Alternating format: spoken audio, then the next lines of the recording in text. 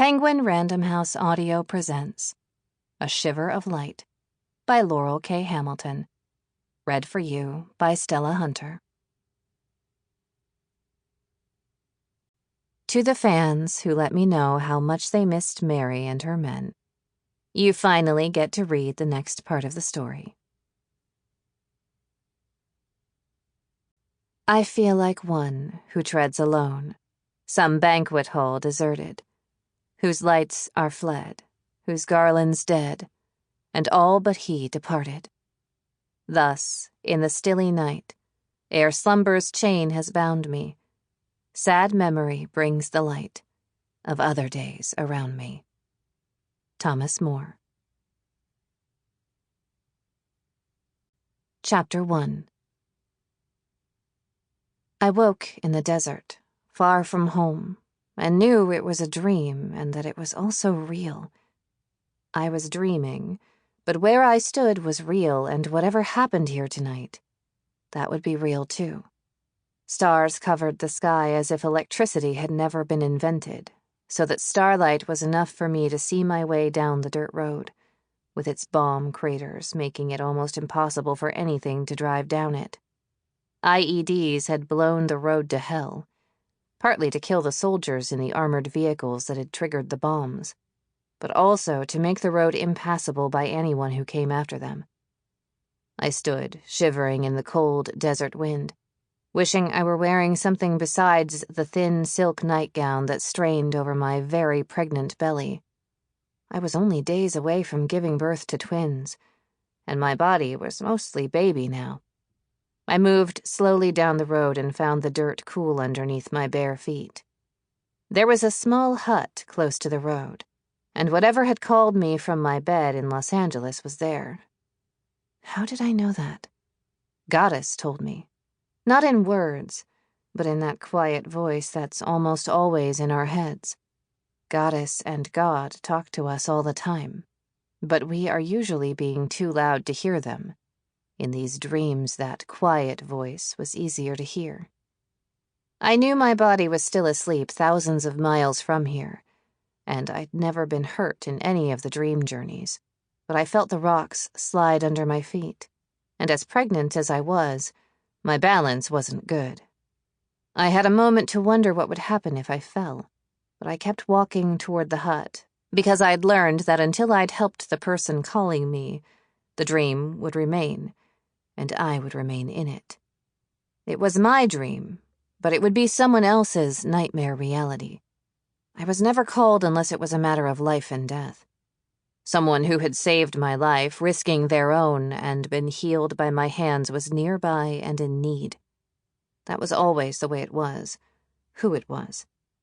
They prayed and I appeared, but only if I was asleep, only in my dreams, so far. I had no idea if some night I would vanish in my real life to be called to someone's side while I was still awake. I hoped not. The dreams were disturbing enough. If it spread to my waking life, I wasn't sure what I'd do. Soldiers prayed and collected nails that had been used as shrapnel against me, and rubbed them with blood and fit them onto leather thongs that they had made, and wore them as others wore a cross. The nails had come from my body, as had the blood, but magic had healed me. The goddess had given me the ability to heal that night, and the soldiers who had taken the nails and worn them had started healing by touch as well in the far-off war.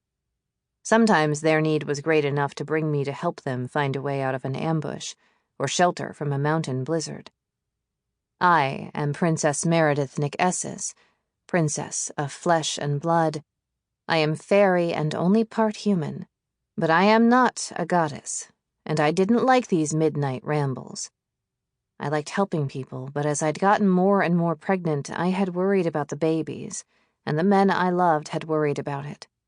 But all they could do was watch over my body until I woke. Still, the goddess had work for me, and that was that. So I walked carefully over the smooth dirt and the rough stones, and felt the call, my call, as if I were truly some kind of deity able to answer prayers. Really, I thought I might be more like a human saint, There were tales of saints being able to translocate through time and space. I'd done some reading on them, especially the Celtic ones, and there were some really odd stories. Quite a few saints had been Celtic deities that the human church had adopted. The early church had preferred to make friends of the local deities, rather than make war. It was so much easier to convert people when they could keep their local Saints' Day celebrations.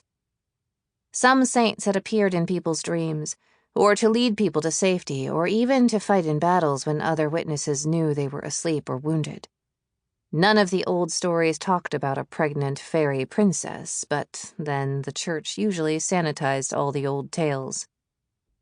The wind spilled my hair around my face in a mass of blinding red curls, though the color must have been more brown than scarlet in the starlit night. I could see nothing but the spill of my own hair for a moment. But when the wind cleared, there was a figure in the doorway of the hut. I didn't recognize her at first, and then the very darkness of her skin let me know that underneath the desert camouflage it was haze. She was the only female African-American among my soldiers. I went to her, smiling, and she smiled back as she began to slide down the edge of the doorsill. I wanted to be next to her, and I just was, without having to walk the distance.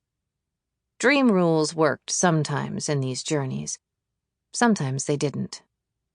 I knelt beside her, having to grip the doorway to get to my knees. I was heavy enough with child that it was debatable whether I could stand again, but I had to touch Hayes, see what was wrong. Her hand fell away from her neck, and I caught the dull glint of the nail she'd been holding onto with its leather thong necklace. It was my symbol. I took her hand in mine, and it was slick with blood. They had to touch the nail with blood to call me. That had been true every time. "Hayes," I said. "Meredith, I prayed, and here you are. Wow, you're huge. Must really be twins, like the news said." "It is. Where are you hurt?" I asked. She patted her side with her other hand. Her armored vest was there, but it was wet, and even as I searched for the wound, fresh blood welled out. I knew it was fresh because it was warmer than the stuff that had cooled in the night air. "It's deep," she said, voice pained, as I tried to find the wound through her clothes and gear. "What happened?" I asked.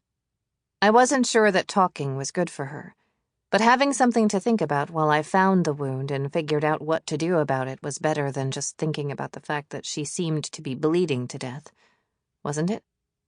I'd been answering prayers for only a few months, and I still felt out of my depth. I trusted Goddess to know what she was doing, but me? I wasn't so sure about me. I prayed as I found the wound. It was almost as wide as my palm, and blood was welling out of it. Something that held a lot of blood had been punctured. I'd had human anatomy in college, but for the life of me, or for the life of Hayes, I couldn't seem to think what organ was on this side of the body. I didn't know what had been damaged, but I knew she was going to die if I couldn't help her. "We were just supposed to take some supplies up to a school, but they ambushed us. The cutest little boy stabbed me. Because I hesitated. I couldn't kill a child, or thought I couldn't. But they killed Dickerson and Breck and Sunshine. And then he tried to kill me, and suddenly he wasn't a child anymore. He was just another murdering bastard."